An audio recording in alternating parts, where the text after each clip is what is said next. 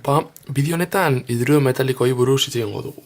Gogoratuko dugunez, gure konposatu bitarretan, hemen egin genuen zerrenda bat, eta hemen ditugu hidruro metalikoak. Bale, orain arte ikusi ditugu konposatuak oxigenoarekin lortzen direnak oxidoak.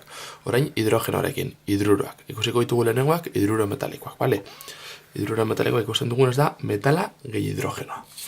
Orduan, metala gehi hidrogenoa, hemen jarriko dugu daukagula metal bat, gehi hidrogenoa. Jakin behar dugun lehenengo gauza, ze oxidazio zenbaki erabiliko duen hidrogenoak kasu guztia hauetan, eta izango da, -1. Vale, gogoratu, hidrogenoa metal batekin batzen denean, metala jartzen dela eskerrean, hidrogenoa eskuman, eta hidrogenoak erabiltzen duela oxidazio zenbaki negatibo bat. Metalak aldiz bat positiboa. Ondo da, orain hemen jarri ditugu adibide batzuk, eta joango gara izendatzen moduz berdinetan.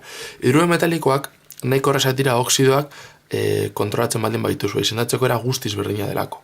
Lehenik eta behin, sistematikoan ikusiko dugu. Sistematikoan esan bezala beti begiratu behar ditugu azpiindizeak. Hidrogenoak -1 duenez, lehenengoak inoiz ez du azpiindize izango, eta bakarrik izango ditu azpiindizeak bigarrenak, hidrogenoaren kasuan. Orduan, kasu honetan izango genuke sodio hidruroa. Goratu mono jartzen dugula, bakarra dagoelako, baina hautaskoa dela. Bueno, eta gainontzeko guztiak, antzerako burdinarekin dauzkagu bi, hau izango zen dihidruroa, trihidruroa, eta hau tetrahidruroa. Bale, baditugu hau, ikusi dugu sistematikoan. Esan bezala, aldatzen den gauza bakarra oxidoekin da, oxido hitza erabili beharrean, hemen oxigenoaz dugunez, hidrogena dugunez, hidruro hitza erabili behar dugula. Baina ikusten duzunez, guztiz berdina da mono, di, tri eta tetra. Bale, orain ikusiko dugu, zera nengo genuke estok izendapenean. Guztiz berdina izango da, baina nik uste errezago izan daitekela. Zergaitik, azkenean, estok izendapenean, egin behar zena zen, lehenik eta behin begiratu zenbat oxidazio zenbaki duen elementu kimiko bakoitzak bakarra daukalako ez dugunez parentesia jarriko, jasuzenen jarri esakugulako, eta gero egin behar genuena da, oxidazio zenbaki bat baino gehiago baldin bazuen elementu batek begiratzea ea simplifikatuta zagoen odez. Bueno, hidruretan aurreratzen dezuet, inoiz ez dela simplifikaziorik egongo. Hau, urratz hau, ez dugu erabili behar, inoiz delako simplifikaziorik egongo. Hidrogenoak -1 duenez, beti hori jeitzi egingo da ona, eta igotzerakoan beti izango du bat. Goratu oxigenoarekin simplifikazioa gertatzen zela, igotzerakoan bat genuenean, eta genekinez oxigenoak -2 izan behar zuela hor, orduan simplifikazio hori atzera bota behar genuen. Kasu honetan, hidrogenoak -1 izan behar duenez, beti igoko den zenbakia bat izango da.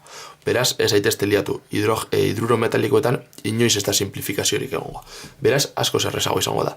Bakarrik begiratu beharko genuke, elementu bakoitzak zenbat oxidazio zenbaki dituen, horretarako oxidazio zenbakien taula erabiliko genuke, deskribapenean jarrita daukasuena, bale?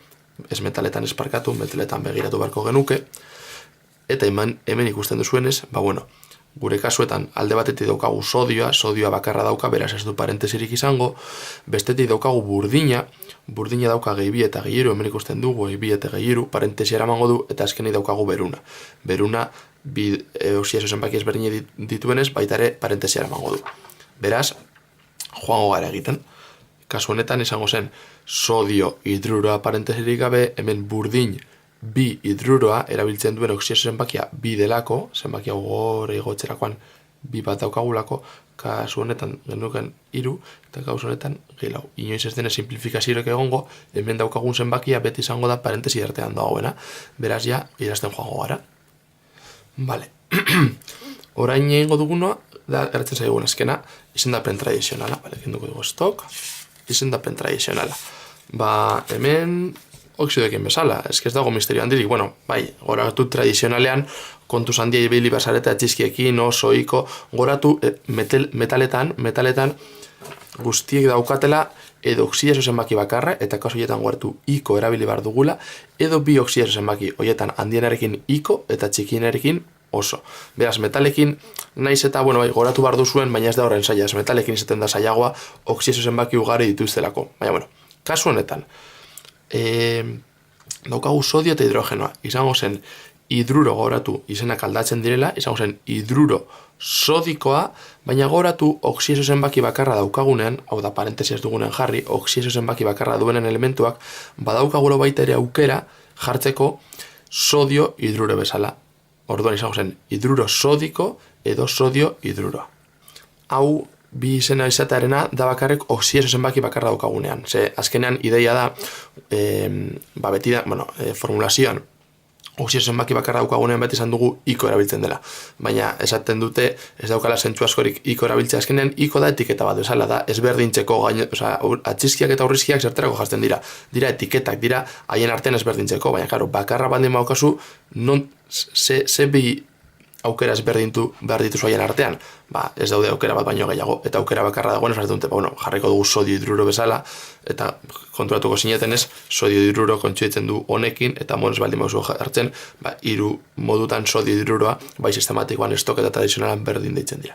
Hurrengoetan, ezaigu hori gertatuko, zergaitik burdinak eta berunak badutelako oksidazio zenbaki bat baino gehiago. Orduan, hemen izango genuke, hidruro fer, baina, fijatzen baldin mazarete, burdinak baditu gehi bi eta gehi hiru. Baita gehi bi eta gehi hiru. Eta berunak dauka gehi bi eta gehi lau. Bale. Zergatik jartzen dut horrela. Gogoratu, basuak erabiltzen duela oso, altuak iko. Kasu honetan bi erabiltzen du, ezta? Kasu honetan hemen gaude. Aldiz hurrengoan hemen gaude. Hiru oksidazio zenbaki erabiltzen du. Eta berunak kasu honetan bi eta lauren artean lau. Orduan, honek erabiltzen du oso, honek erabiltzen du iko eta honek erabiltzen du iko. Zelan geratuko gai zaigu? Hidruro ferroso. Gogoratu, burdina eta baita ere beruna plumbiko izango delako, behaien izenak latinetik datozenez, burdiniko jarri beharrean ferriko jarri behar duzuela.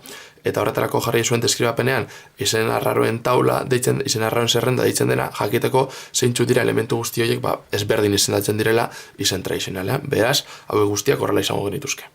Hidruro metalikoak esan bezala ez dira oxido antzerakoak, beraz gomendatzen dizuet lehenik eta behin oxido bai metaliko eta ez metalikoak dominatzea, eta behin horiek dakizunean hidrurak modu oso berdintzuan ateratzen dira.